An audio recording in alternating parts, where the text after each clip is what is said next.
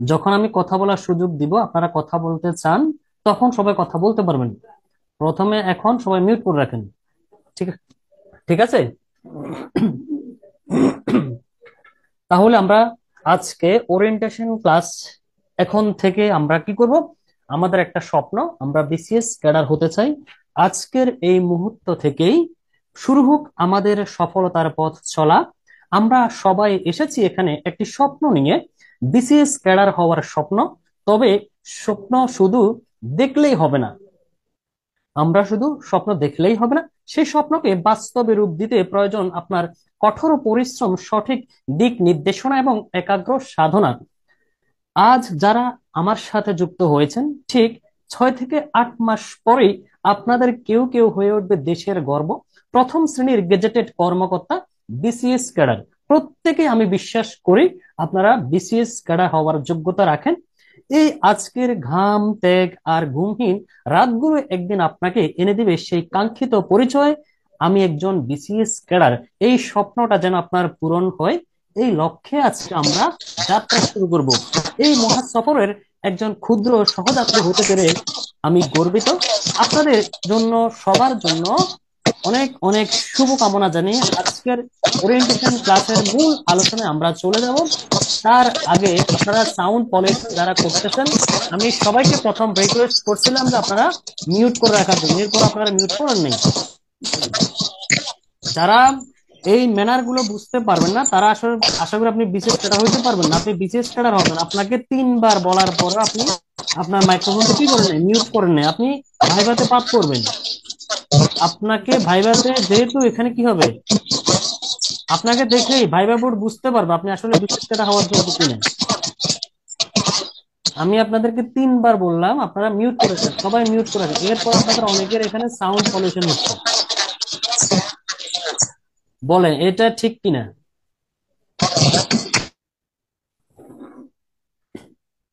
যদি আপনি মিউট না করেন, আমি মিউট করে দিলে তো কথা শুনতে পারবেন না।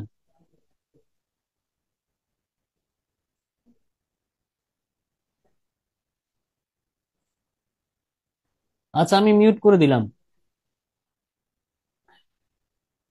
তাহলে আমরা আলোচনা শুরু করি। বিসিএস শুধু একটি চাকরি নয়। স্লাইড কি দেখা যাচ্ছে? বলেন তো আপনারা দেখতে পাচ্ছেন কিনা এবং ক্লিয়ার শুনতে পাচ্ছেন কিনা। সবাই কি ক্লিয়ার দেখতে পাচ্ছেন এবং শুনতে পাচ্ছেন? তাহলে আমরা একটা কথা মনে রাখবো, বিসিএস শুধুমাত্র একটি চাকরি নয়, এটা একটা আত্মমর্যাদা, দেশের জন্য কিছু করার একটা সুযোগ। এই অর্জনের লড়াইয়ে আজকে আপনার সাথে শুরু হোক আপনার বিজয় পথ। আজকের পর থেকে আমরা প্রতিটা সময়ে কিভাবে ক্যালকুলেশন করে আমরা বিশেষ পরীক্ষা পর্যন্ত, যেহেতু 2 মাস এখানে অন্তত সময় পাবো, এই 2 মাস আমরা কিভাবে নিজেদেরকে গুছাবো, যে কাজগুলো আমরা করব, এর জন্য শুরুতেই আমরা যে কাজটা করব, এটার জন্য আমরা একটা শপথ বাক্য পাঠ করব। একটু পরে সেটা দেখবেন, এখানে পরের স্লাইডে দেখা যাচ্ছে, আমাকে দেখা যাচ্ছে আমার এই পরিচয় এখানে আছে, আপনারা দেখে নেবেন। এরপর শপথ পাঠ, আমরা শপথ পাঠ করব। প্রথমত শপথটা কেন পাঠ করব, সবাই সবাই আমার সাথে সাথে বলবেন, ঠিক আছে? আমরা কোর্সের শুরুতে একটা শপথ পাঠ করব, এই শপথটা সবাই আমার সাথে সাথে বলবেন। সবাই শুনতে পাচ্ছেন কিনা?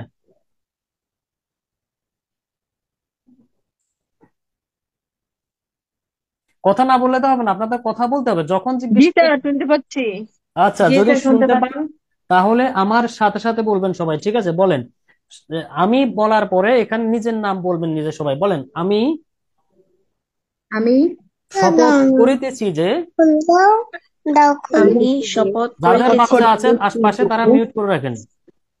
আমি শপথ করিতেছি যে আমি আমি শপথ করিতেছি যে আজ থেকে, আজ থেকে এই মুহূর্ত থেকে, এই মুহূর্ত থেকে আমার জীবনের অন্যতম শ্রেষ্ঠ লক্ষ্য আমার আমার জীবনের জীবনের জীবনের অন্যতম অন্যতম শ্রেষ্ঠ শ্রেষ্ঠ লক্ষ্য লক্ষ্য বিসিএস ক্যাডার হওয়ার বিসিএস ক্যাডার হওয়ার জন্য বিসিএস ক্যাডার হওয়ার জন্য হওয়ার জন্য সম্পূর্ণ সততা, নিষ্ঠা ও একাগ্রতা নিয়ে পথ চলা শুরু করিতেছি। সম্পূর্ণ নিষ্ঠা, সততা ও একাগ্রতা নিয়ে পথ চলা শুরু করিতেছি।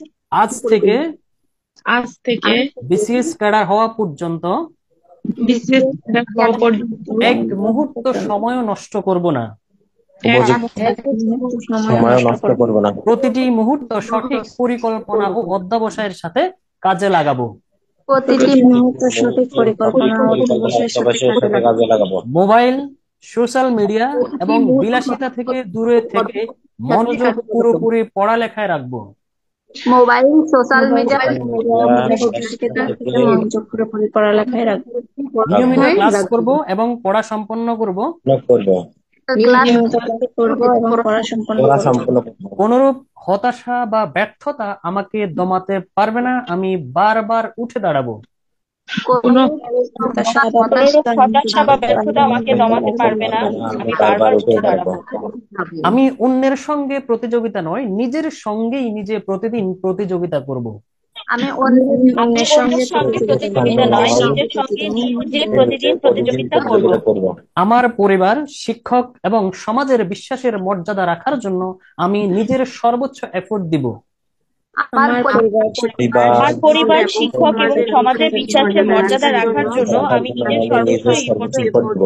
আমি আমার লক্ষ্য অর্জনে আমি আমার আত্মবিশ্বাস, আত্মবিশ্বাস, অধ্যবসায় অধ্যবসায় এবং ইতিবাচক মনোভাব বজায় রাখবো। বজায় আমি রাখবো। বিশ্বাস করি আমি বিশ্বাস করি আমি বিশেষ ক্যাডার হওয়ার যোগ্য আমি ক্যাডার হওয়ার যোগ্য এবং এবং নিজের প্রচেষ্টায় নিজের আল্লাহর রহমতে আল্লাহর রহমতে 50তম বিসিএস এ আমি ক্যাডার হবই হব ইনশাআল্লাহ। 50তম বিসিএস আমি ক্যাডার হব ইনশাআল্লাহ। তাহলে সবাই আমরা দোয়া করি, সবাই সবার জন্য দোয়া করব, আল্লাহ যেন আপনাদের সবার মনের আশা পূরণ করে, স্বপ্ন পূরণ করে। যে ওয়াদা আজকে করছেন বিসিএস ক্যাডার হওয়া পর্যন্ত, এই ওয়াদার উপর যেন আপনি অটল থাকতে পারেন, তাহলে আপনি বিসিএস ক্যাডার হইতে পারবেন। যেহেতু এখন বড় একটা সুযোগ, আমরা সময়টাকে, প্রতিটা মুহূর্ত আমাদের জন্য গুরুত্বপূর্ণ।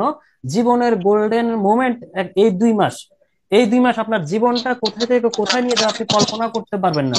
বিসিএস, এই স্পেশাল বিসিএসটা হয়েছে, আপনারা মিউট না করলে কিন্তু আমি ক্লাস বন্ধ করে দিব, অথবা যারা সাউন্ড পলিউশন করবেন তাদের ক্লাস থেকে রিমুভ করে দেবো। এখন আপনারা সিদ্ধান্ত নেন আপনারা কি করবেন।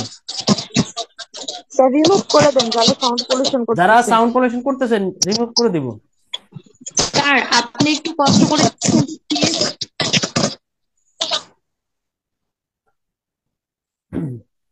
দেখেন, তাহলে যে সুযোগটা আপনারা এখন পাইছেন, বিগত 20 বছরে কেউ এমন একটা সুযোগ পায় নাই। আপনি খোঁজ নিয়ে দেখেন আপনার 14 গোষ্ঠীর মধ্যে কেউ এই সুযোগ পাইছে কিনা।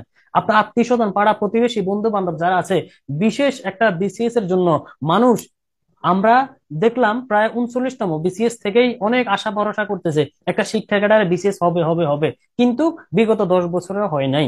বিগত 10 বছর না, শুধু সর্বশেষ 20 বছর আগেই স্পেশাল বিসিএস এ শিক্ষক নেওয়া হয়েছে। এর আগে যত স্পেশাল নিয়েছে সবগুলো, এরপর মাঝখানে যতগুলো নিয়ে হয়েছে সবগুলো ডক্টর নিয়ে হয়েছে। এখন এর মাঝে আপনারা একটা সুযোগ পাইলেন, এই সুযোগটা আপনি আগামী 20 বছর পাওয়ার কোনো সম্ভাবনা নাই। তাহলে এইবারে আপনি এটা কি করতে হবে, এই মোমেন্ট আমরা, এটা আপনার জন্য একটা, আপনার লাইফের পরিবর্তন যেন একটা আশীর্বাদ স্বরূপ হইতে পারে এই সার্কুলার। এজন্য আমরা চেষ্টা করব জীবনের সর্বোচ্চ সময়টা এখানে কাজে লাগানোর জন্য। আপনি 2 মাস আগে কল্পনা করতে পারেন নাই, এক এক সপ্তাহ আগে আপনি বুঝেন নাই যে বিসিএস এ শিক্ষা সার্কুলার দিবে, 2 সপ্তাহ আগে আপনি বুঝেন নাই, কিন্তু 2 মাস পরে আপনি দেখেন আপনার লাইফটা কোথায় চলে যায়। দেখবেন ডিসেম্বরের মধ্যে কিন্তু এটা প্রক্রিয়াটা সম্পন্ন করার চিন্তা আছে সরকারের। তার মানে দেখা যায় আপনি এই 2 মাস যদি জীবনের সর্বোচ্চ সময়টাকে বিনিয়োগ করতে পারেন, কাজে লাগাইতে পারেন, জীবন অনেক কিছু কিছু অনেক সময় নষ্ট করছেন, এই 2 মাসটা যদি আপনি কাজে লাগাইতে পারেন, আপনার এই সময়টা আপনাকে যা দিবে কল্পনার বাহিরে, আপনি কল্পনাও করেন নাই। 2 মাস পর দেখবেন আপনার লাইফ কোথায় চলে গেছে। আপনি 6 মাস পরে দেখবেন বিসিএস ক্যাডার। তাহলে আমরা সেভাবে নিজেদেরকে কি করতে হবে, ধারণ করতে হবে। আপনি নিজে বিসিএস ক্যাডার হবেন, নিজেকে সেটা ধারণ করতে হবে। অর্থাৎ বিসিএস ক্যাডার হওয়ার জন্য যে যে কোয়ালিটি দরকার, যা যা দরকার, আপনি সেটা এখন থেকে ফিল আপ করবেন। আপনি নিজেকে ফিল করবেন আমি একজন বিসিএস ক্যাডার হতে যাচ্ছি, আমাকে কিভাবে কি করতে হবে সবগুলো সেভাবে মেনটেন করতে হবে। তাহলে প্রথমে আমরা দেখি পরীক্ষা পদ্ধতি। পরীক্ষা পদ্ধতিতে আমাদের, আপনারা সবাই জানেন সিলেবাসটা আপনারা পাইছেন, পিএসসির যে সিলেবাসটা, সেখানে বলা আছে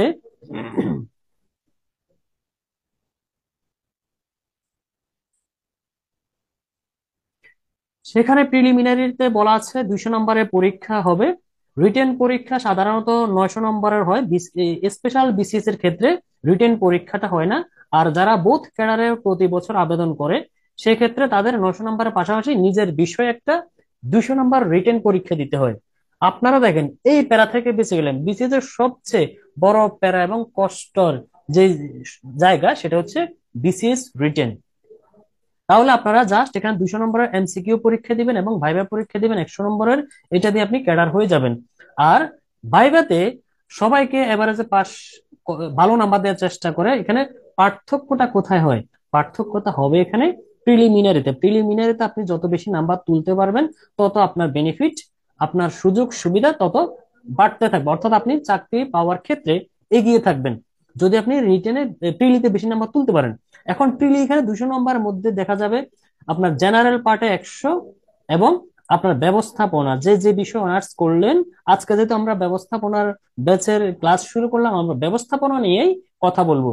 জেনারেলে 100, জেনারেল ব্যবস্থাপনার উপর হবে কত নাম্বার? 100 নাম্বার।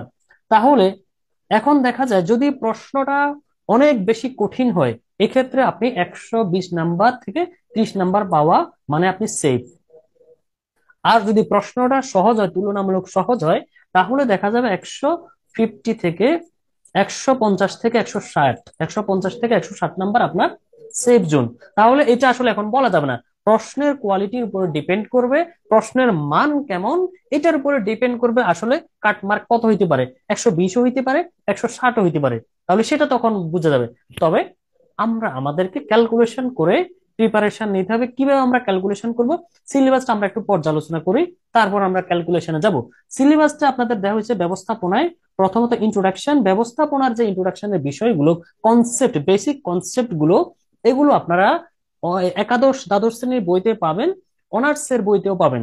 ব্যবসায় পরিচিতি, ব্যবস্থাপনা নীতিমালা, এগুলো আপনারা অনার্সে পড়ে আসছেন, ইন্টারমিডিয়েটে পড়ে আসছেন। এরপর আমরা কোনটা কোন কোন বই থেকে পড়বো সেগুলো আমরা সামনে দেখাবো। এরপর সায়েন্টিফিক অ্যান্ড মডার্ন ম্যানেজমেন্ট, এটাও আপনারা পড়ে আসছেন। বৈজ্ঞানিক ব্যবস্থাপনা, আধুনিক ব্যবস্থাপনা, এগুলো পড়ছেন, সবার পড়া। কর্পোরেট ম্যানেজমেন্ট, এরপর 4 নাম্বার হচ্ছে অফিস ম্যানেজমেন্ট। এরপর আমাদেরকে প্রশ্ন হবে হিউম্যান রিসোর্স ম্যানেজমেন্ট। এটা হচ্ছে কি ব্যবস্থাপনার একদম বেসিক বেসিক এই পার্ট থেকে আমাদেরকে 5টা কন্টেন্ট করতে হবে।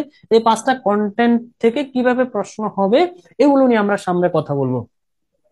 এরপর ম্যানেজমেন্ট প্রসেস, প্রক্রিয়ার মধ্যে আমাদেরকে পড়তে হবে ব্যবস্থাপনার বেসিক একদম ভূমিকা কিছু আমাদেরকে জানতে হবে।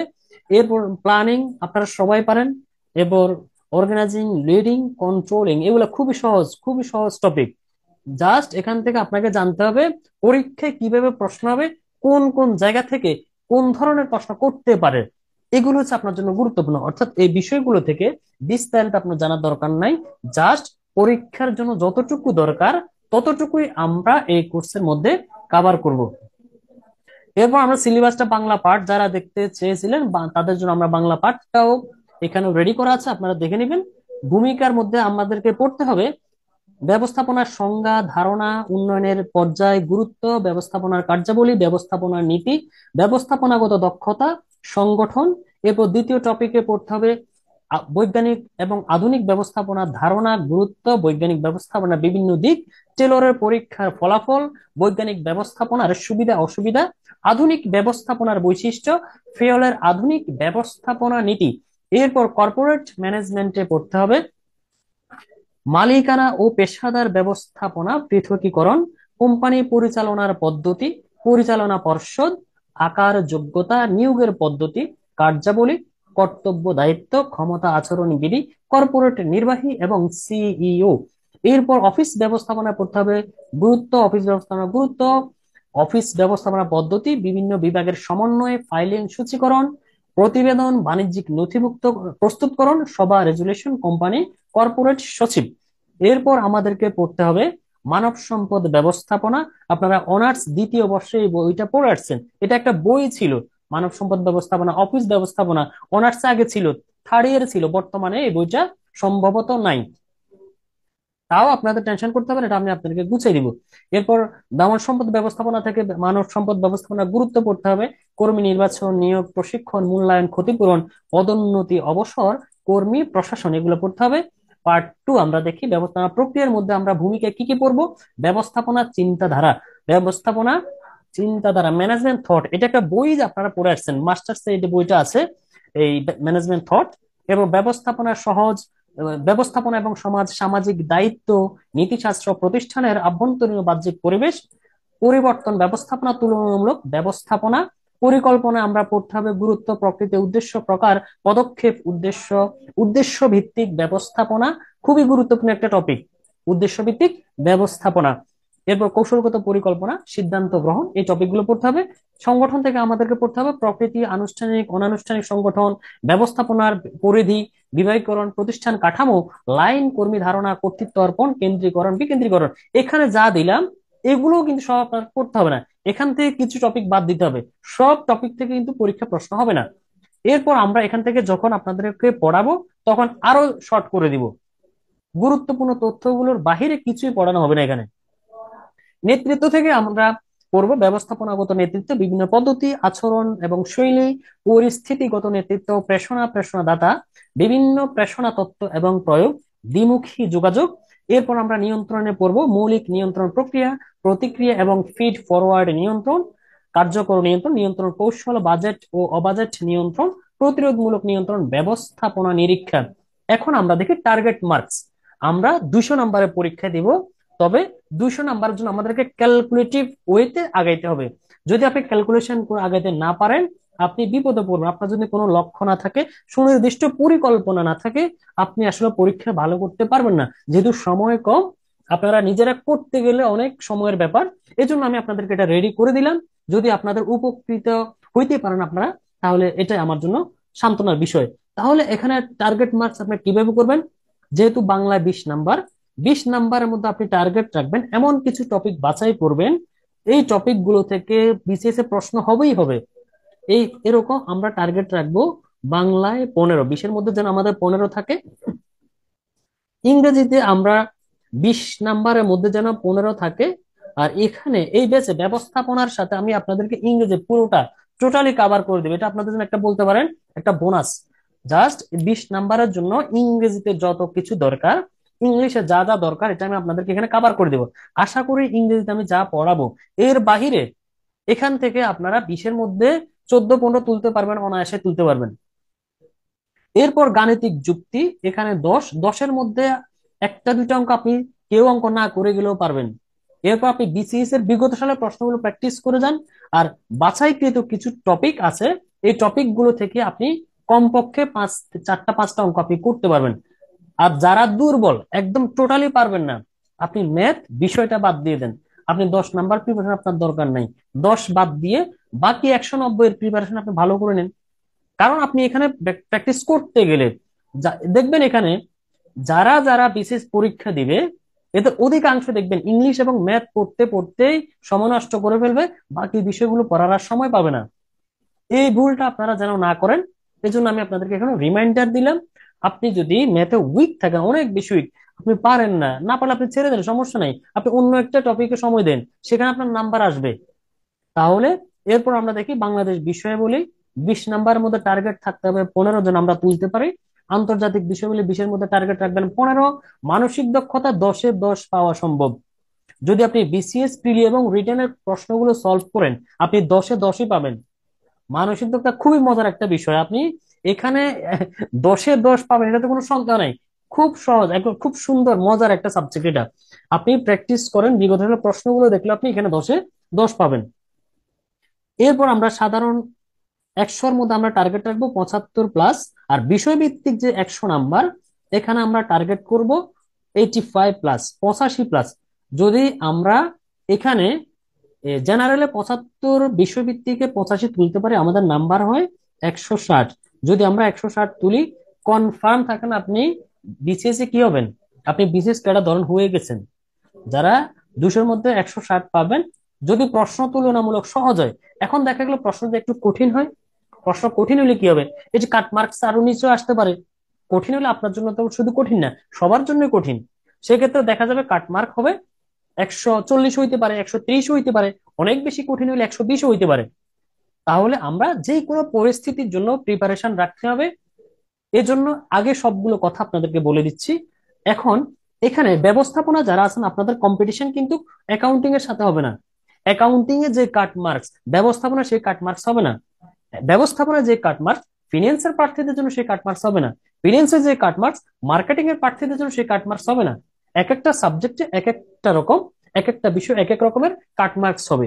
তাহলে আপনার প্রতিযোগী আপনার ডিপার্টমেন্টের লোক, ঘরের শত্রু আপনার ঘরেই আছে, ব্যবস্থাপনার বাহিরে আর কেউ শত্রু নেই। যা শত্রু এখানে আছে সব আপনার ব্যবস্থাপনা, আপনার নিজের বিষয়ের লোক। এখন দেখেন আপনি নিজের সাবজেক্টে যত নাম্বার তুলতে পারবেন, এভারেজে সবাই যেহেতু একই বিষয়ে অনার্স করে আসছেন, সবাই এভারেজে এখানে 60, 70, 80 তুললেন। এখানে যে বেশি তুলতে পারবেন আপনি চেষ্টা করবেন সর্বোচ্চ নাম্বার তোলার। যত বেশি তুলতে পারেন আপনি তত সেফ। 1 নাম্বারের জন্য বিসিএস আপনি বাদ পড়ে যাইতে পারেন। দেখা গেল কাটমার্ক হইলো কত, এই কাটমার্ক হইলো ধরেন 145। এখন দেখা গেল এই বিসিএসসি নিবে কজন, ব্যবস্থাপনায় নিবে 32 জন, ব্যবস্থাপনায় নিবে 32 জন। এখন এই 32 জন নিতে গেলে পিএসসি চিন্তা করতেছে নাম্বার কত থেকে শুরু হয়েছে। 32 জন বাছাই করার পর দেখলো 146। 32 নাম্বার, 32তম যে হইলো তার নাম্বার পজিশন হইলো কত, 146। 146 বলতে আমি এখানে হিসেবটা আরো ভিন্ন হইতে পারে। কিভাবে হবে, যেহেতু 32 জন নিবে, আপনারা ভাইভাতে ডাক পাবেন মিনিমাম 100 থেকে 150, সর্বোচ্চ পদ আরো বাড়তেও পারে। সেক্ষেত্রে আপনাদের হয়তো 200 জনকে পাশ করাইতে পারে প্রিলিতে। তো 200 জনকে যদি পাশ করায়, দেখা গেল 200তম যে হবে তার নাম্বার যদি হয় 145, তাহলে এটা কাটমার্ক। এখন আপনি 144 পেলে ফেল। যদি 200 জনকে পাশ করায়, সেক্ষেত্রে 200তম যে হবে, 200তম পজিশনে যে আছে তার নাম্বার যদি হয় 120, তার মানে আপনি যদি 119 পান আপনি ফেল। দেখেন 1 নাম্বারের জন্য আপনি বাদ পড়ে যেতে পারেন। তাহলে বিসিএস একটা নাম্বার খুবই গুরুত্বপূর্ণ। আবার এখানে সবচেয়ে বেশি ফেল করে যেই কারণে, সেটা হচ্ছে নেগেটিভ মার্কিং এর কারণে। আপনি যদি নেগেটিভ মার্কিং এর ফান্দে পড়েন, আপনার জীবন শেষ। বিসিএস আপনার আর স্বপ্নই থেকে যাবে। এটা আপনার স্বপ্ন আর পূরণ হবে না। তাহলে নেগেটিভ মার্কিংটা কতটা ভয়াবহ, আপনারকে ধ্বংস করে দিবে, এটা আপনি বাসায় কিছু মডেল টেস্ট দিয়ে নিজে ক্যালকুলেশন করে তারপরে বুঝবেন। আপনাকে এখানে কন্ট্রোল করতে হবে নিজেকে, এমসিকিউ দাগানোর লোভ সামলাইতে হবে। আপনি এখানে অনেকে আছেন নিবন্ধন পরীক্ষা দিয়েছেন, আপনি সেখানে 4টা ভুল করলে 1 নাম্বার কাটা যাইতো, কিন্তু এখানে 2টা ভুল করলে 1 নাম্বার কাটা। অর্থাৎ প্রতিটা প্রশ্নের জন্য আপনাকে 0.5 কাটা যাবে। আপনি ধরেন 160টা প্রশ্ন দাগাইলেন, 160টা প্রশ্ন দাগানোর পরে দেখা গেল 30টা প্রশ্ন ভুল হয়ে গেছে। এখন দেখেন আপনি 160টা প্রশ্ন সঠিক করার পরেও আপনি ফেল করবেন। কিভাবে ফেল করবেন, ধরেন এখানে 32টা প্রশ্ন আপনি ভুল করছেন, 160-এর মধ্যে 32টা ভুল করলে তাহলে আর কত থাকে, 160 আপনি কারেক্ট করছেন, 32টা ভুল করছেন, তাহলে এখানে থাকে কত, 8, 2, 1, 128। তার মানে আপনি এখানে নাম্বার পাবেন কত, 128ও পাবেন না, আরো কম পাবেন। দেখেন 160টা প্রশ্নের মধ্যে আপনার 32টা ভুল, তার মানে আপনি এখানে স্যার এখান থেকে 128 আরো পেলেন। 16 মাইনাস যাবে। এখানে যে আপনি 32টা নাম্বার ভুল করছেন, এই 32টা নাম্বারের জন্য আপনার এখানে আরো 16 নাম্বার কাটা যাবে। অর্থাৎ এই 128 থেকে আপনাকে আরো খেসারত দিতে হবে। ভুলের খেসারত কিভাবে দিতে হয় বিসিএস প্রার্থীরা ভালো করে জানে। 128 থেকে যদি আর 16 বাদ যায়, তার মানে আপনি কত পাইলেন, 112। আপনি নিশ্চিত ফেল। নেগেটিভ মার্কিং এর কারণে যারা ফেল করে, সবচেয়ে বেশি ফেল করে নেগেটিভ মার্কিং এর কারণে। আপনার লোভ সামলাইতে হবে, আপনাকে কি হইতে হবে, সংযত হইতে হবে। আপনি কোথাও গেলে খাবার পাইলে যেরকম ঝাঁপায় পড়েন, এখানে প্রশ্ন দেখে আপনার কাছে মনে হবে সহজ। আসলে বিসিএস এর প্রশ্নগুলো এমন ভাবে করা হয় আপনার কাছে মনে হবে সহজ, কিন্তু এটা আসলে ভুল উত্তর। অনেক কনফিউশন সৃষ্টি হবে, আপনার কাছে মনে হবে এটাই সঠিক, কিন্তু এক্সাম হলে বের হয়ে দেখবেন এটা ভুল। বুঝতে পারছেন? তাহলে অনেক বেশি এখানে মানসিক প্রেশার থাকে। আপনাকে ঠান্ডা মাথায় যেগুলো 100% শিওর, এগুলো আপনি আগে দাগাবেন। যেটা আপনি পারেন না, এটা দাগানোরও দরকার নেই। কনফিউশন নিয়ে আপনি যদি দেখেন 130-40টা আপনি কারেক্ট হয়েছে, সেগুলো রাখেন। এরপর যদি আপনার কিছু মনে হচ্ছে না এটা আমার এই 50-50 চান্স, এরকম আপনি 10-12টা প্রশ্ন দাগাইতে পারেন, কিন্তু অনেক বেশি আইডিয়া নিয়ে কনফিউশন নিয়ে দাগানোর দরকার নাই, তাহলে আপনি ফেল করবেন। ঠিক আছে, তাহলে আমরা এখন লেকচার প্ল্যানটা দেখি। লেকচার প্ল্যানে আমরা আলোচনা করব, প্রথম ক্লাসে আমরা আলোচনা করব ম্যানেজমেন্ট বেসিক ইন্ট্রোডাকশন 1। ইন্ট্রোডাকশন উপর আমরা 2টা ক্লাস নিব। এরপর সায়েন্টিফিক এন্ড মডার্ন ম্যানেজমেন্টের উপর 2টা ক্লাস পাবেন, কর্পোরেট ম্যানেজমেন্টের উপর 2টা ক্লাস পাবেন, অফিস ম্যানেজমেন্টের 2টা ক্লাস, হিউম্যান রিসোর্স ম্যানেজমেন্টের 2টা ক্লাস। এরপর আমরা দ্বিতীয় পার্টে ব্যবস্থাপনার প্রসেসে এখানে 2টা ইন্ট্রোডাকশন উপর 2টা ক্লাস নিব, প্ল্যানিং এর 2টা ক্লাস, অর্গানাইজিং এর 2টা ক্লাস, লিডিং এর 2টা ক্লাস, কন্ট্রোলিং এর 2টা ক্লাস। তাহলে আমরা টোটাল 20টা ক্লাস করব। হয়তো আর একটু বেশিও আপনাদের করা লাগতে পারে, আমরা যদি বেশি করা লাগে আমরা এই ক্লাস দিব, সমস্যা নেই, এটা নিয়ে আপনাদের টেনশন করতে হবে না। এরপর আমরা দেখি রিসোর্স ম্যাটেরিয়াল, সবচেয়ে গুরুত্বপূর্ণ যে বিষয়টা, আমরা আসলে এগুলো কোথা থেকে পড়বো বলেন আপনারা? এতদিন এখানে যারা আছেন প্রত্যেকে এই সার্কুলার হওয়ার পর থেকে আপনারা খুঁজতেছেন না, হন্যে হয়ে খুঁজতেছেন, পাগলের মতো খুঁজতেছেন, মানে কি করবেন বুঝতে পারতেছেন না, আমরা কি পড়বো, কোথা থেকে পড়বো। যেই দিকে পারতেছেন সেদিকে চাপ দিচ্ছেন, যেই দিকে যেখানে যে যা লিখতেছেন সেখানে চাপায় পড়তেছেন। বলেন এই টেন্ডেন্সি, এই কাজটা, এই এই বিষয়টা আপনাদের মাথায় কাজ করতেছে কিনা? জি স্যার। করতেছে। তাহলে আশা করি আপনাদের, যারা আমার এই ব্যাচে যুক্ত হয়েছেন, আমি আপনাদেরকে এনশিওর করি, যারা আমার এই ব্যাচে যুক্ত আছেন, এটা নিয়ে আপনারা এই বিষয়টা মাথা থেকে ফেলে দেন, এখনই ফেলে দেন, ডিলিট করে দেন। এটা নিয়ে আপনাদের টেনশন করা দরকার না। আপনাদের এই প্রেশারটা ধরেন আমি নিয়ে নিলাম, আমার মাথা নিয়ে আমার ঘাড়ে আমি নিয়ে নিলাম, এটা নিয়ে বিন্দু মাত্র চিন্তা আপনাদের করতে হবে না। কেন করতে হবে না? কারণ আপনাদেরকে ব্যবস্থাপনার টোটাল সম্পূর্ণ সিলেবাসটা আমি কভার করে দিব এবং নিজেই নোট করে দিব। কোথায় থেকে নোট করবো সেটাও বলবো। এখন আমরা, আমি যদি আপনাদেরকে একটা বই লিস্ট দিই, বই তালিকা দিতে পারি, এই যে আমি এখন বই লিস্ট দেব, এই যে আপনারা এখানে বই লিস্ট দেখতে পাচ্ছেন, এখানে 18টা বই আছে। এখানে কয়টা বই আছে? 18টা বই। এখন আপনি এই 18টা বই কিনবেন, বাজারে যাবেন, এই বইগুলো খুঁজবেন, এগুলো খুঁজে পাবেন না আপনি সবগুলো। যেহেতু বইগুলো আমার কালেকশনে আছে, এজন্য আমার কাছে ইজি মনে হচ্ছে। এখন এই বই তো আপনার কালেকশনে নাও থাকতে পারে, সবার কাছে যে আছে বিষয়টা এমনও না। আপনাদের সবার কাছে কি এই বইগুলো আছে? যদি থাকে তাহলে ভালো, এখান থেকে আপনি নোট করে পড়তে পারেন। যাদের নাই, টেনশনের কিছু নেই, আমি আপনাদেরকে কি করে দেবো, গুছাই দিব, নোট করে দিব। যা নোট করে দিব এর বাহিরে একটা শব্দ আশা করি পড়া লাগবে না, যা দিব আপনি তাই পড়েন।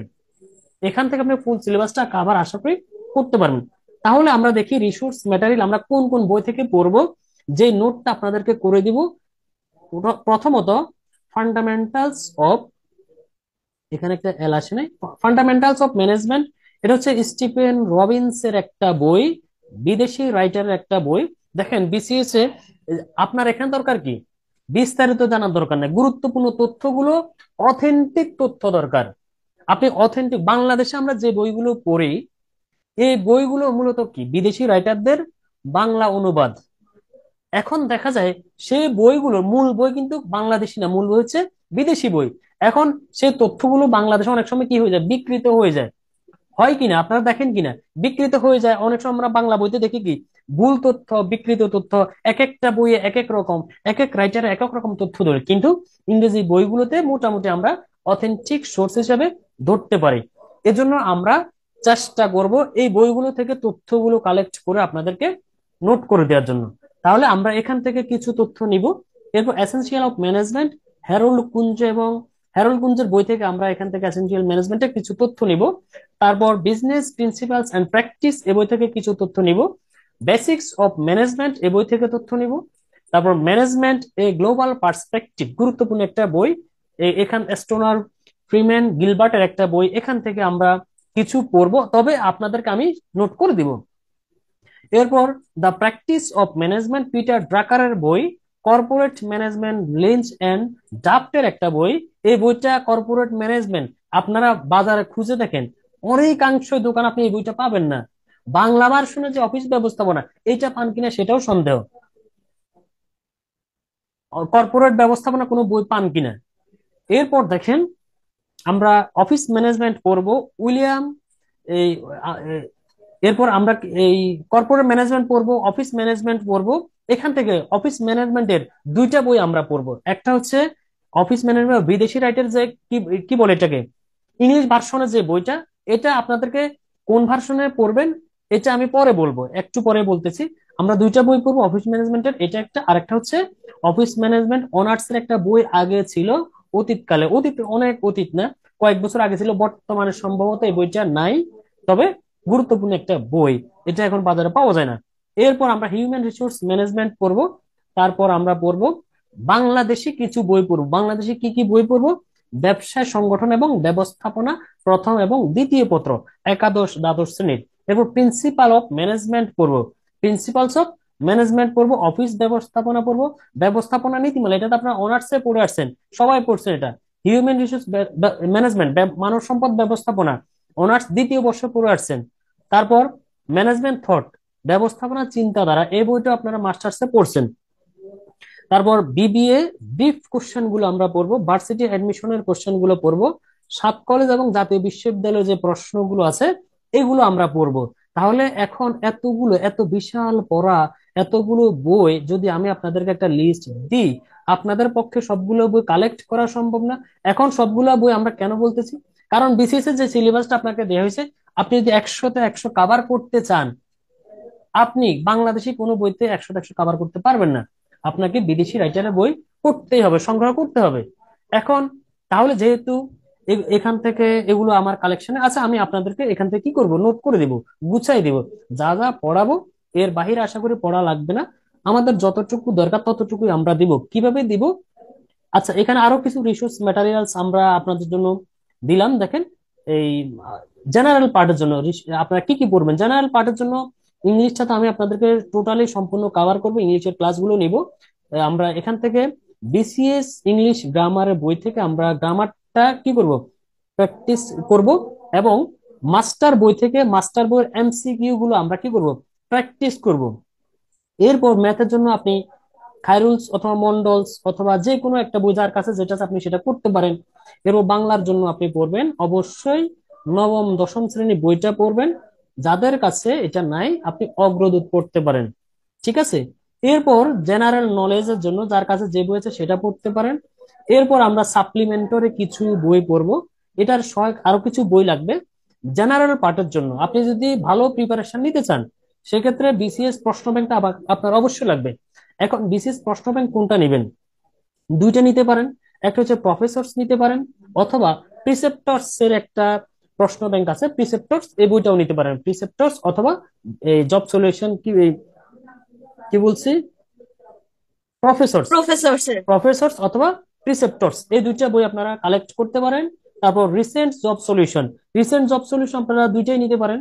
এটা এই কার আছে, এটা প্রফেসরস এর আছে, আবার অগ্রদূতের আছে, প্রিসেপ্টরস এরও সম্ভবত থাকতে পারে। এরপর মেন্টাল লাইবিলিটি রিটেন, এটা নিলে খায়রুল সেটা নিতে পারেন, সেটা তুলনামূলক ভালো। এরপর আমরা, আচ্ছা এখানে এরপর কথা হচ্ছে সিলেবাসটা যেহেতু ইংলিশ ভার্সনে দেখা যাচ্ছে, আবার এখানে বাংলা অনেকগুলো টপিক ইংলিশ ভার্সনের বইতে আমরা টপিক পাই, বাংলা ভার্সনের টপিক নাই অনেকগুলো। এজন্য আমরা কি করব, এজন্য আপনারা যারা চিন্তায় আছেন অনেকেই পরীক্ষা ইংরেজি হবে নাকি বাংলা হবে, পরীক্ষা দুই ভার্সনে হবে। এখন বিসিএস একটা অপশন থাকে, আবেদন করার আগে আপনাকে সে অপশনটা তারা বলে দেয়, আপনি কি বাংলায় পরীক্ষা দিবেন নাকি আপনি ইংরেজি ভার্সনে পরীক্ষা দিবেন। যারা বাংলা ভার্সনে পরীক্ষা দিবে তাদের বাংলা ভার্সনে প্রশ্ন হবে, যারা ইংরেজি ভার্সনে পরীক্ষা দিবে আপনাদের A to Z সবকিছু ইংরেজি ভার্সনে পরীক্ষা হবে। এখন আবেদনের সময় খেয়াল করে আপনারা এটা কি করবেন, ক্লিক করবেন। এখন আমরা যাব কিউএনএ সেশন। আচ্ছা, এখানে আরেকটা বিষয় আপনাদেরকে দেখাই, আমরা যে নোটটা দিব এই নোট থেকে আমরা আসলে কিভাবে পড়বো সেটা আপনাদেরকে আজকে কিছু দেখাই। আমি যে নোটটা আপনাদের জন্য রেডি করতেছি সেটা হচ্ছে BCS management Q N A preli and viva, অর্থাৎ যে বইটা আমি রেডি করতেছি এটা আপনার প্রিলি 100 নাম্বার কাভার করবে এবং ভাইভা 100 নাম্বার কাভার করবে, অর্থাৎ প্রিলি ভাইভা 200 নাম্বার টোটাল আপনি এই বইটা থেকে প্রিপারেশন নিতে পারবেন। একটু আগে আমি যে 18টা বই দেখাইলাম, 17-18টা বই, এগুলো আপনার দরকার হবে না, জাস্ট গুরুত্বপূর্ণ তথ্যগুলো সেখান থেকে আমরা একদম গুরুত্বপূর্ণ যেগুলো পরীক্ষা আসার মতো বিসিএস প্রিলিতে আপনাকে আসতে পারে এবং ভাইভাতে প্রশ্ন করতে পারে, শুধু বিসিএস না, এই প্রশ্নগুলো আপনি নিবন্ধন বলেন, যে কোনো চাকরি ভাইভা, যে কোনো ভার্সিটি অ্যাডমিশনের জন্য, এইভাবে এটাকে একটা গুছানোর একটা ফরম্যাট দাঁড় করানোর চেষ্টা করতেছি। দোয়া করেন, যত দ্রুত করতে পারে তত দ্রুত পাবেন। আর ক্লাসের পাশাপাশি আপনারা কি পাবেন, ক্লাসের পাশাপাশি শীট পেয়ে যাবেন। যখন যে ক্লাসটা আমি নিব তখন এই বই থেকেই নিব, এই বই শীটটার সাথে সাথে আপনাদেরকে প্রোভাইড করে দিব। তাহলে এই বইতে আমরা, এই বইটাকে আমরা সাজাচ্ছি, দেখেন কোন ফরম্যাটে সাজাচ্ছি। যদি আপনাদের কোনো প্রশ্ন থাকে, পরামর্শ থাকে, আপনারা দিতে পারেন। এই আপনাদের পরামর্শ অনুযায়ী আমরা দেওয়ার চেষ্টা করব। দেখেন বইটা আমরা স্যার এই সাজাচ্ছি বইয়ের এইভাবে। আমরা পাবো না? কি? স্যার বলছিলাম এই বইয়ের হার্ড কপি আমরা পাবো না? হার্ড কপি নিতে টাকা দিয়ে নিতে হবে, আপনারা পিডিএফটা ফ্রিতে পাবেন। বুঝতে পারছেন? স্যার সমস্যা নাই, টাকা দিয়ে নিব। জি স্যার, টাকা তো অবশ্যই দিব, আচ্ছা, হার্ড টাকা কপি। দিয়ে নিবেন, ওটা পরে নিতে তবে এটা আপনারা যারা যারা ভর্তি হয়েছেন সবাই অবশ্যই নিতে পারবেন, এটাতে কোনো কনফিউশন নেই। তাহলে বইটা আমরা দেখেন কিভাবে সাজালাম, যেভাবে আমি সাজাইলাম আপনাদের পছন্দ হবে কিনা আমি জানি না, আপনার পছন্দ হইতে পারে নাও হইতে পারে। আপনারা অনেক ভালো ভালো রাইটারের বই পড়েন, আমি তো আর দেশের ওরকম ভালো না স্বনামধন্য ওরকম কোনো রাইটারও না। জাস্ট মন চাইলো আমি লিখলাম, আপনাদেরকে নিয়ে কাজ করতে মন চাইছে, কাজ করতেছি। এখন আপনাদের কাছে কেমন লাগে সেটা আপনাদের বিষয়, আপনারা মতামত জানাবেন। তাহলে প্রথমত আমি এই বইটাকে সাজালাম, এখানে আমরা একটা পার্ট দিব ভালোর শুরুতে। জন্য। কি? স্যার আপনি আমাদের ভালোর জন্যই করছেন, তাই অবশ্যই ভালো হবে। দেখেন কিরকম হয়। তাহলে আমরা প্রথমত এখানে একটা পার্ট দিব, powerhouse of Q N A, short suggestion. অর্থাৎ এখানে আমরা কি করব, কিছু র্যান্ডম প্রশ্ন দিব, যে প্রশ্নগুলো আপনাকে অবশ্যই অবশ্যই পড়তে হবে। অর্থাৎ এগুলো এমন ভাবে পড়বেন তোতা পাখির মতো মুখস্থ করে ফেলতে হবে। বুঝতে পারছেন? পরীক্ষায় দেখার সাথে সাথে যেন আপনি বৃত্তটা ভরাট করতে পারেন, এভাবে দাগাইতে হবে, এভাবে এগুলা শিখতে হবে। তাহলে শুরুতে আমরা কোনো টপিক ওয়াইজ না, জাস্ট এভাবে একটা শর্ট সাজেশন দিব। পরীক্ষা এমসিকিউ হবে না, প্রশ্ন উত্তর, এভাবে আমরা শর্ট সাজেশনটাকে সাজালাম। এটাকে বলছি পাওয়ার হাউস। এখান থেকে প্রচুর প্রশ্ন আপনি কমন পাবেন, প্রচুর প্রশ্ন আপনি কি পড়বেন, পরীক্ষায় কমন পাবেন। এজন্য আমরা এগুলো আগে দিলাম। এখন আমরা এই পাওয়ার হাউসটা শেষ করার পরে, পাওয়ার হাউসের পার্টের পরে আমরা চলে যাব টপিক ওয়াইজ। সিলেবাসের যে টপিক গুলো দেওয়া হয়েছে প্রত্যেকটা টপিকে আমরা আলোচনা করব। সেখানে যদি কোনো সংজ্ঞা থাকে, যেমন আমি এখানে একটা দেখেন ডেফিনিশন অফ ম্যানেজমেন্ট, এখানে আমরা কি রাখলাম, বিখ্যাত সংজ্ঞাগুলো আমরা এখানে দিলাম। দেখেন এখানে সংজ্ঞাগুলো, প্রথমত আমরা হেনরি ফিওলের সংজ্ঞা দিলাম। To manage is to forecast and plan, to organise, to command, to coordinate and to control. অর্থাৎ আপনি সংজ্ঞাটাকে, এখানে আমি ইংলিশ ভার্সন বাংলা ভার্সন দুইভাবে দিলাম। সংজ্ঞা, সংজ্ঞা জাতীয় প্রশ্নগুলো এটা বাংলায়ও হইতে পারে, ইংরেজিতেও হইতে পারে। কিছু কিছু প্রশ্ন আছে আপনাকে বাংলা ভার্সনে পরীক্ষা দিলেও কিছু প্রশ্ন আপনাকে ইংরেজি ভার্সনে করবে, ওরকম একটা প্রশ্ন হচ্ছে সংজ্ঞা। তাহলে সংজ্ঞা জাতীয় প্রশ্নগুলো এবং কিছু গুরুত্বপূর্ণ প্রশ্ন আছে, সেগুলো দুই ভার্সনেই, যে ভার্সনে পরীক্ষা দেন এটা বাংলায় হইতে পারে, ইংরেজিতে হইতে পারে। এজন্য সেগুলোকে আমি এখানে দুইটা ভার্সন করে দিব। এখন এই সংজ্ঞার মধ্যে মূলত হেনরি ফিওল কি বলেছেন, হেনরি ফিওল এখানে মূল ধারণা, মূল ধারণা আমি লিখে দিলাম। ব্যবস্থাপনার 6টি কার্যাবলী তিনি এখানে তুলে ধরেছেন। তাহলে ব্যবস্থাপনায় যে কাজগুলো করা হয়, ব্যবস্থাপনার কাজ কয়টা, এটা একটা প্রশ্ন। 6টা কাজ, এই 6টা কাজকে মূলত তিনি তুলে ধরেছেন। এখন এই 6টা কাজ যে এখানে বলছি, এটা কি আমার কথা, এটা কি কোনো একজন কার কথা, এটা একটা রেফারেন্স দরকার। এখন আপনি চিন্তা করবেন এটা কি আসলে সত্য কিনা। আপনি কোনো বইতে দেখবেন 5টা, কোনো বইতে দেখবেন 6টা, আসলে কয়টা, এই তথ্যটা কোথায় বলা আছে, অথেন্টিক তথ্য। যেহেতু এটা হেনরি ফিওলের সংজ্ঞা, হেনরি ফিওল বলেছেন, তার কথাটা কোথায় আছে, সেই রেফারেন্সটা আমি এখানে দিয়ে দিলাম। সেই রেফারেন্সটা হচ্ছে ফিওলের কোন বইতে, জেনারেল অ্যান্ড ইন্ডাস্ট্রিয়াল ম্যানেজমেন্ট, যেটা অনুবাদ হয়, অনুবাদ করা হয় 1949 সালে, জেনারেল অ্যান্ড ইন্ডাস্ট্রিয়াল ম্যানেজমেন্ট, এই বই থেকে। সেখানে বলা আছে তিনি ব্যবস্থাপনা এই 6টা কাজের কথা তিনি বলেছেন, এই সংজ্ঞাটা সেখানে দেওয়া আছে। অনুরূপ ভাবে, সেম ভাবে আমরা F.W. টেইলরের সংজ্ঞাটা দিলাম। পাশাপাশি হেনরি ফিওল আসলে কে, ফাদার অফ মডার্ন ম্যানেজমেন্ট, আধুনিক ব্যবস্থাপনার জনক। এরপর F.W. টেইলরকে ফাদার অফ সায়েন্টিফিক ম্যানেজমেন্ট, বৈজ্ঞানিক ব্যবস্থাপনার জনক।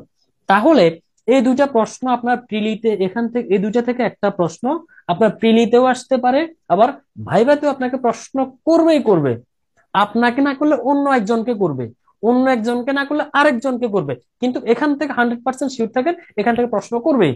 ব্যবস্থাপনার জনককে, যদি আপনাকে বলা হয় ব্যবস্থাপনার জনককে, আপনি কি বলবেন বলেন? Henry fuel. হেনরি ফিওল। আপনি এভাবে বল, যদি শুধু জনক বলে আপনি বলবেন আধুনিক ব্যবস্থাপনার জনক হেনরি ফিওল, বৈজ্ঞানিক ব্যবস্থাপনার জনক এফ.ডব্লিউ. টেইলর। আবার যদি আপনাকে স্পেসিফিক বলে আধুনিক ব্যবস্থাপনার জনককে, তখন হেনরি ফিওল বলবেন। যদি বলে বৈজ্ঞানিক ব্যবস্থাপনার জনককে, তখন আলাদা করে এফ.ডব্লিউ. টেইলর বলবেন। তাহলে এখন দেখেন, এই যে এফ.ডব্লিউ. টেইলর সংজ্ঞাটা দিলাম, সংজ্ঞার মধ্যে এখানে আসলে মূল কথাটা কি, তিনি কি বুঝাইতে চাইলেন, সেটা হচ্ছে কাজের দক্ষতা, সময় বাঁচানো, খরচ কমানোর এই তিনটে বিষয়কে তিনি গুরুত্ব দিলেন তার সংজ্ঞার মধ্যে। এই তথ্যটা কোথায় বলা আছে? এই তথ্যটা রেফারেন্স হচ্ছে the principal of scientific management, এই বইয়ের মধ্যে এই এফ.ডব্লিউ. টেইলরের এই কথাটা ওখানে বলা আছে। এরপর মেরি পার্কার ফুলেট, তার সংজ্ঞা দেওয়া আছে, তার এখানে সংজ্ঞার মধ্যে তিনি আসলে কি বলতে চাইলেন, মূল ধারণা দিলাম, রেফারেন্স দিলাম, কোন বইতে তিনি এই কথা বলেছেন। হ্যারল্ড কুঞ্জ কি সংজ্ঞা দিলেন, কোন বইতে দিলেন, এখানে তিনি মূলত কি বুঝালেন এই সংজ্ঞার মধ্যে, টিম ওয়ার্ক, পরিবেশ সৃষ্টি, দক্ষতা, লক্ষ্য অর্জন, এইগুলোকে তিনি গুরুত্ব দিলেন। এরপর এটা আমার রেফারেন্স দেবে, এগুলো আসলে তিনি কোথায় বলছেন, কোথায় বলছে, তার বইয়ের রেফারেন্স আমরা দিলাম, প্রিন্সিপাল অফ ম্যানেজমেন্ট, এই বইয়ের মধ্যে তিনি এই কথাগুলো বলছেন। এরপর প্রত্যেকটা সংজ্ঞা আমরা এভাবে দিব। এরপর দেখেন, এরপর আমরা স্যার, যাব। বলেন। রেফারেন্সটা কি মনে রাখতে হবে? রেফারেন্স মনে রাখার দরকার নাই, রেফারেন্স আমি আপনাদের কি দিলাম, আপনার মানে এই তথ্যটা যে অথেন্টিক, কারণ আপনারা দেখবেন বাজার অনেকগুলো বের হবে, সামনে আরো আসবে। এখানে দেখেন এমসিকিউতে আমরা ভুল করি কোন জায়গায়, এক এক বইতে এক এক রকম তথ্য থাকে, কোনটা সঠিক উত্তর আপনিও জানেন না, রাইটারও জানে না। এই জন্য এখানে তথ্যটা দিলাম, অর্থাৎ এখানে যেটা আমি দিলাম এটা অথেন্টিক। কেন অথেন্টিক? কারণ মূল যে রাইটার, তার এখানে আমি তথ্যটা রেফারেন্স সহ দিলাম। বুঝতে পারছেন কিনা?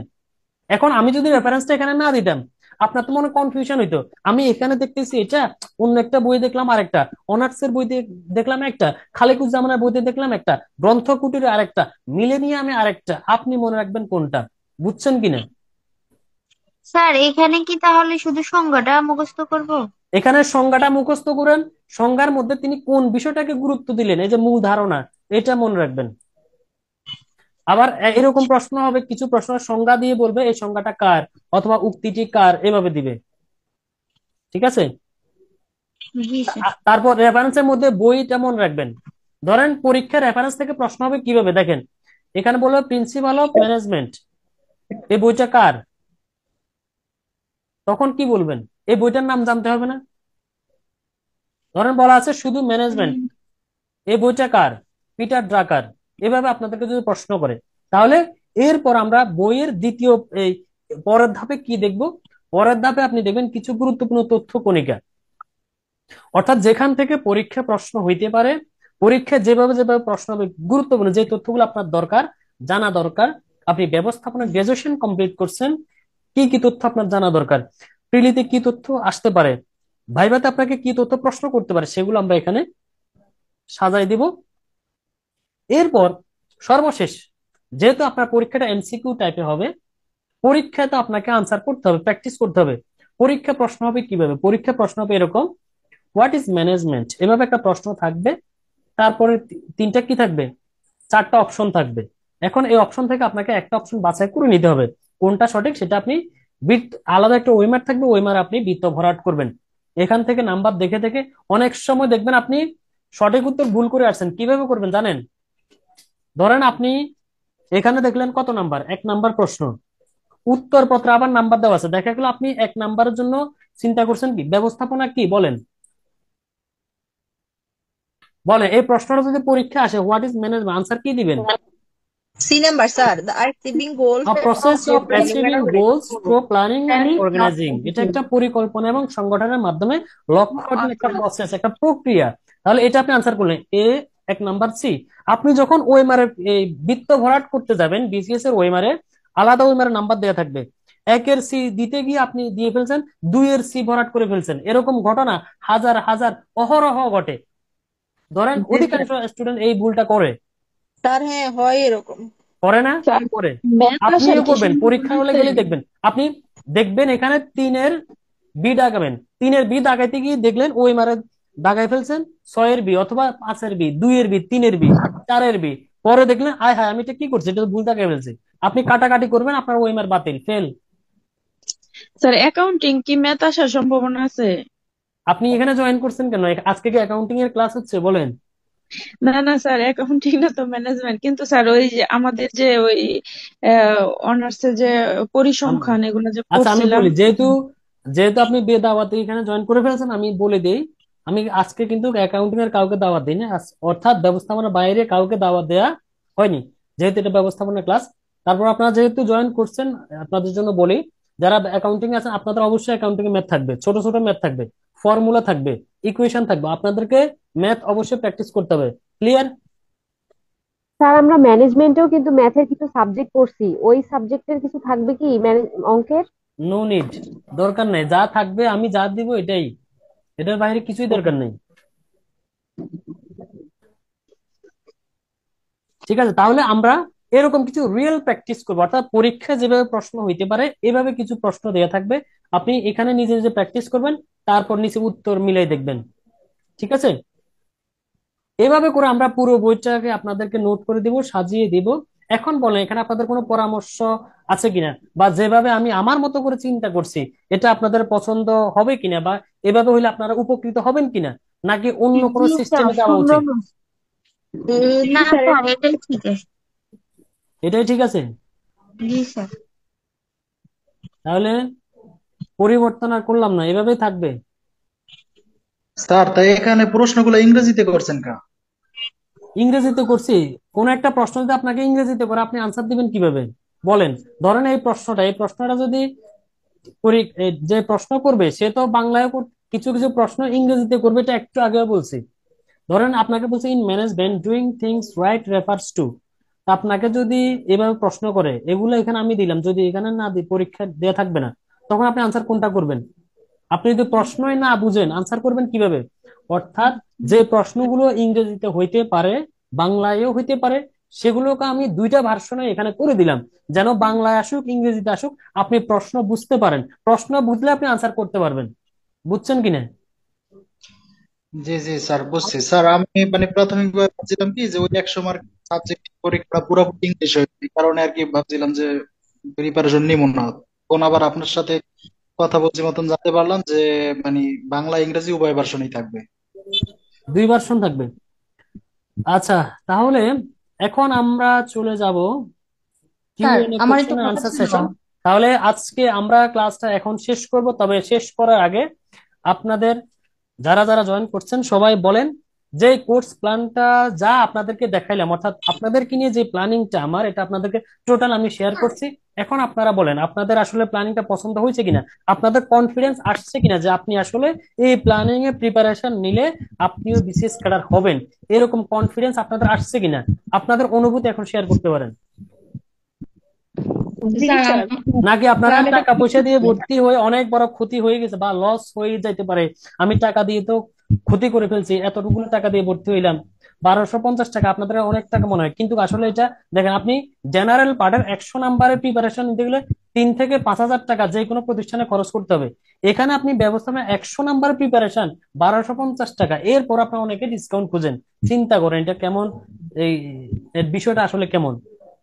স্যার একশো একটু নাম্বার জেনারেল 100 নাম্বারের পার্টিটা একটু প্রিপারেশন পরীক্ষা নেওয়া শুরু করেন। 100 নাম্বারের প্রিপারেশন মিনিমাম 2 থেকে 3 হাজার টাকা আমার নেওয়া উচিত। আমি যেমন আমি গতকাল অ্যাডমিশন ক্লোজ করে দিছি, আজকে থেকে আবার 1550 টাকা, যারা ভর্তি হইতে চাইছে 1550 টাকা নিচে আমি কাউকে অ্যাডমিশন নিচ্ছি না, সামনে দেখবেন আমি হয়তো আরো বাড়াবো। কারণ এখানে যে পরিশ্রম করতে হবে, আপনারা প্রথম ব্যাচ হিসেবে আমি আপনাদেরকে কম ফিতে সুযোগ দিলাম, সামনে যদি ব্যাচ করি তা ফি আরো বাড়বে। আচ্ছা এখন বলেন আপনাদের অনুভূতি বলেন। আচ্ছা স্যার, আমাদের ইংরেজি যে বোনাস ক্লাসটা দিবেন ওইটা স্যার কি কোনো রুটিন দিবেন? যা দিব রুটিন অনুযায়ী হবে সব। স্যার জেনারেল পার্টের একটু আচ্ছা এক্সাম আপনারা নেন স্যার, খুব আপনারা প্রবলেম বারোশো হয় পঞ্চাশ আমার। টাকায় যে 200 ও আচ্ছা, এখানে আপনাদের কথা আরো কিছু বাকি আছে। 1250 টাকা আপনার 100 নাম্বার কাভার হচ্ছে তা তো না, 100-র পাশাপাশি ইংরেজি 20 নাম্বার পাচ্ছেন, 120 নাম্বারের প্রিপারেশন, এর পাশাপাশি এগুলোর উপর আমি তো আবার পরীক্ষাও নিব। এরপর অন্যান্য বিষয়ে আপনাদের যা হেল্প দরকার, যদি আপনার কাছে কোনো বিসিএস এর বিগত প্রশ্ন না থাকে সেগুলো আমি আপনাদেরকে পিডিএফ করে দিতে পারবো। আবার অন্যান্য বিষয়ে যদি কোনো টপিক আপনাদের কাছে না থাকে আমি সেই টপিকগুলো আপনাদেরকে দিব, পিডিএফ করে দিব, সমস্যা নেই।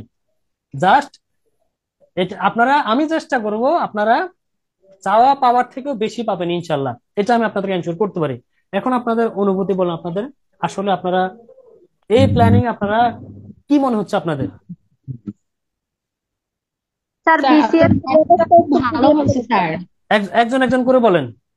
স্যার আপনার প্ল্যানিংটা স্যার খুব সুন্দর হয়েছে স্যার। গতকালকে যে প্রশ্নটা আমাদের এই যে ফেসবুকে দিয়েছিলেন না, ওই ওই প্যাটার্নটা স্যার খুব খুব সুন্দর হয়েছে। আর আজকে যে দেখাচ্ছেন ওটা একটু ডিটেলসটা পড়লে স্যার আমাদের জন্য ভালো।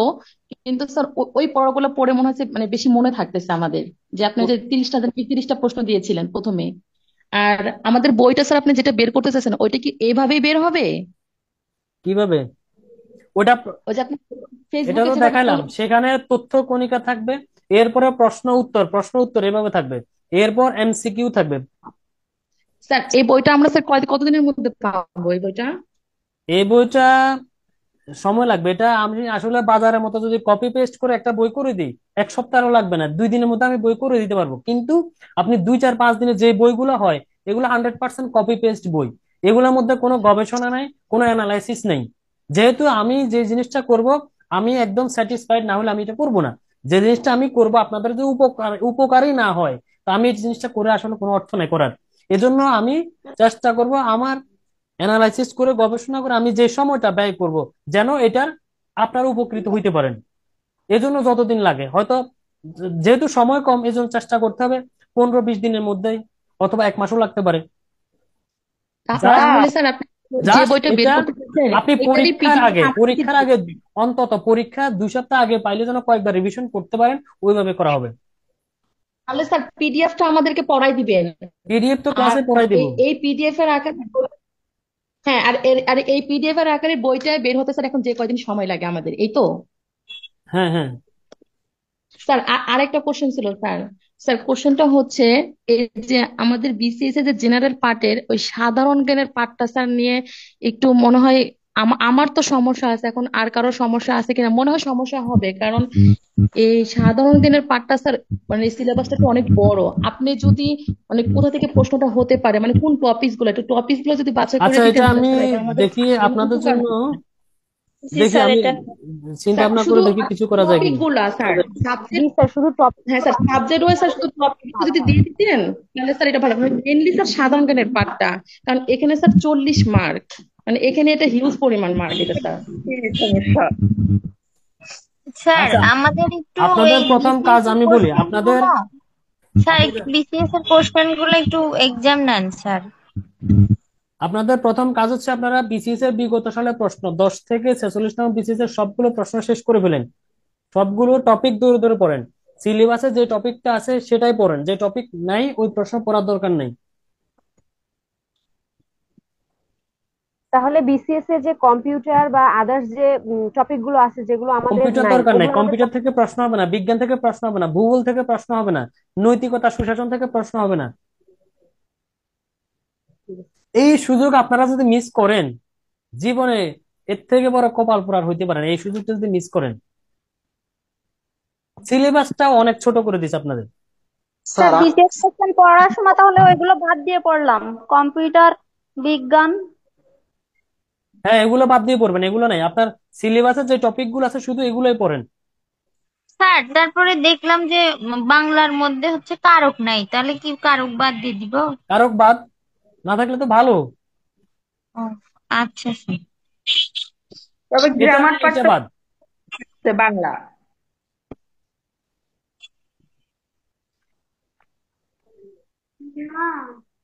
সাহিত্য থেকে কি 5 মার্ক আসবে? শুধু বাংলা সাহিত্য আর ইংরেজি সাহিত্য থেকে 5 মার্ক? সাহিত্য থেকে 5, বাংলায়ও 5, ইংরেজিতেও 5। স্যার আমরা কি বিসিএস এর যে 11 জন নির্ধারণ করে দিয়েছে যে কবি, ওই ওই কজনই পড়বো? 11 জন কি সিলেবাসে দিছে আপনাদের? স্যার না, আমাদের সিলেবাসে দিয়েছে ছিল প্রাচীন যুগ ও 11 মধ্যযুগ, জন, আধুনিক। আপনি দেখেন 11 জন না, এখানে সিলেবাসে বলা আছে প্রাচীন ও মধ্যযুগ। আপনি প্রাচীন কাল পড়বেন, মধ্যযুগ পড়বেন, আধুনিক যুগ, তিনটা মিলে 5 নাম্বার। এখানে এটা নিয়ে এত যুদ্ধ করার দরকার নাই। আমি চেষ্টা করব দেখি যদি আমি শর্ট করতে পারি, আপনাদেরকে শর্ট সাজেশন যদি করতে পারি দিব, না হলে আপনারা কি করবেন, আপাতত জেনারেল পার্টটা নিজেরা পড়েন। আবার এই দিকটা তো কাজ করতে হবে, এইদিকে তো এই সময় নষ্ট করা যাবে না। হ্যাঁ, আধুনিক যুগ পর্যন্ত পড়লাম, পড়ার পরে যখন ওই লেখকদেরটা একটু যদি বলে দিতেন যে, যেমন আচ্ছা আমরা তো লেখক একটু আমি বলে দিব, পরে বলে দিব। জি স্যার। স্যার আপনি যদি একটু ওই যে জেনারেল পার্টে যদি একটু পরীক্ষা লইতেন তাহলে ভালো হইতো, মানে পড়ান লাগবে না ক্লাসে, আচ্ছা কিন্তু ঠিক আছে, আমি পরীক্ষা নিব, জেনারেল পার্টের পরীক্ষা নিব, জান এটা এনশিওর করে দিলাম, পরীক্ষা নিব, ঠিক আছে? হ্যাপি আপনারা? মানে স্যার আপনি যদি আমাদের জেনারেল পার্টের সিলেবাসটা যদি একটু শর্ট করে আমাদেরকে একটু দিতেন স্যার, তাহলে আমাদের জন্য অনেক উপকার হতো। তো আপনাদের পরীক্ষাটাও দিয়ে আসি শর্ট করে, কি বলেন? সবই তো সবই তো আপনারা নিয়ে যাচ্ছেন, শুধু আমাকে সুযোগ পেলে আমারও নিয়ে যাবেন। আচ্ছা আমি দেখি যতটুকু করা যায় আপনাদের জন্য চেষ্টা করব করার। আপনারাও নিজেদের নিজেদের দিক থেকে। জেনারেল পার্টের যদি একটু দিক নির্দেশনা দিতেন তাহলে আমাদের জন্য ভালো হতো। আচ্ছা দিব, সেটা ক্লাসে ক্লাসে এদের পাবেন, পাশাপাশি জেনারেল পার্টের দিক নির্দেশনা পাবেন, শর্ট সাজেশনও চেষ্টা করবো, যদি আমি সময় বের করতে পারি তাহলে দিব। এখন স্যার আপনার এই কোর্সের কই স্যার, রুটিন কই, কোন দিন কোন ক্লাস হইব, কি পরীক্ষা হবে কবে, এই রুটিন কই? বলেন, আর কারো কোনো প্রশ্ন আছে নাকি আমরা শেষ করতে পারি? স্যার আপনার এই ক্লাসের শিডিউল রুটিন করছেন স্যার, কোন দিন ক্লাস, কোন কোন দিন ক্লাস হবে? সেটা দিব, গ্রুপে জানাবো। সপ্তাহে 7 ক্লাস নাকি আরো কম? কি স্যার ক্লাস স্যার কি আমাদের সপ্তাহে? কি কোনো হোয়াটসঅ্যাপ গ্রুপ হবে না, নাকি শুধু মেসেঞ্জারই থাকবে স্যার? হোয়াটসঅ্যাপ গ্রুপ করতে হবে। স্যার হোয়াটসঅ্যাপ গ্রুপ করলেই ভালো হয়, সেখানে আপনি পিডিএফ বা যা যা শেয়ার করাটা সুবিধা হবে স্যার। আচ্ছা ঠিক আছে, হোয়াটসঅ্যাপে একটা গ্রুপ করে দেবো, ঠিক আছে? আর কারো কোনো, আপনাদের আর কোনো কথা বা প্রস্তাবনা থাকলে বলেন। স্যার ক্লাস কি প্রতিদিন? ক্লাস প্রতিদিন হবে না।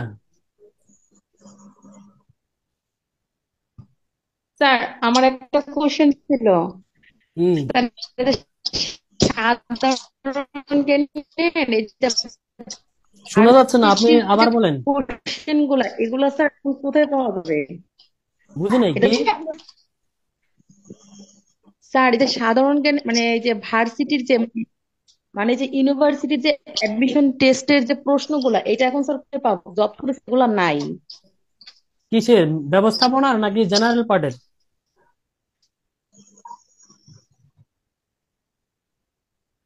স্যার জেনারেল পার্টের, জেনারেল জেনারেল পার্টের পার্টের। এগুলো জব সলিউশনে আছে, জব সলিউশনে না থাকার কথা না, এটার আলাদা প্রশ্ন ব্যাংক পাবেন বাজারে।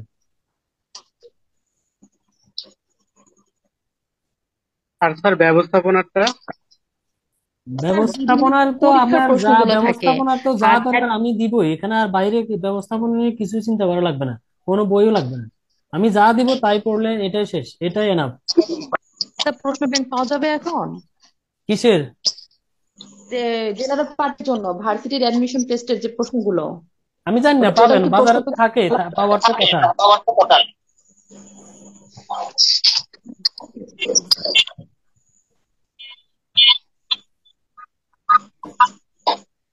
ঠিক স্যার, আছে, বলেন। আমি বলতেছি যে স্যার বিষয় ভিত্তিকের জন্য কি আলাদা পাশ করতে হবে, বা ওই জেনারেল যে না আছে? না, বিষয়ভিত্তিক আপনি কোনো বিষয়ে আনসার না করলেও সমস্যা নেই। এই যে আপনাকে বলছি না, যারা অঙ্ক পারেন না, জি স্যার। আপনারা মিউট করেন, আমি তারপর বলি। আপনারা যারা অঙ্ক পারেন না, অঙ্ক ছেড়ে দেন, 10 নাম্বার ছেড়ে দেন না পারলে। তার মানে আপনাকে প্রতি বিষয়ে আলাদা পাস করতে হবে এমন কোনো কথা নেই, আপনার সামগ্রিক ভাবে টোটাল নাম্বারটা হচ্ছে কাউন্ট হবে। টোটাল আপনি কত পাইলেন, এক বিষয় দুই বিষয় না দিলে আপনার এটা কাউন্ট হবে না। কিন্তু যে বিষয়টা আপনি ছাড়বেন, যে টপিকটা ছাড়বেন, এটার বিনিময়ে অন্য একটা টপিক আপনাকে একবার তোতা পাখির মতো শিখে ফেলতে হবে, যেন ওখান থেকে নাম্বার মিস না হয়, ঠিক আছে? জি স্যার। ওকে, তাহলে পরবর্তীতে অন্যান্য ক্লাসে আরো দেখা হবে, কথা হবে। আজকের মতো আমরা বিদায় নিচ্ছি, সবাই ভালো থাকেন, সুস্থ থাকেন, আল্লাহ হাফেজ। আসসালামু আলাইকুম। আসসালামু আলাইকুম স্যার। আসসালামু আলাইকুম।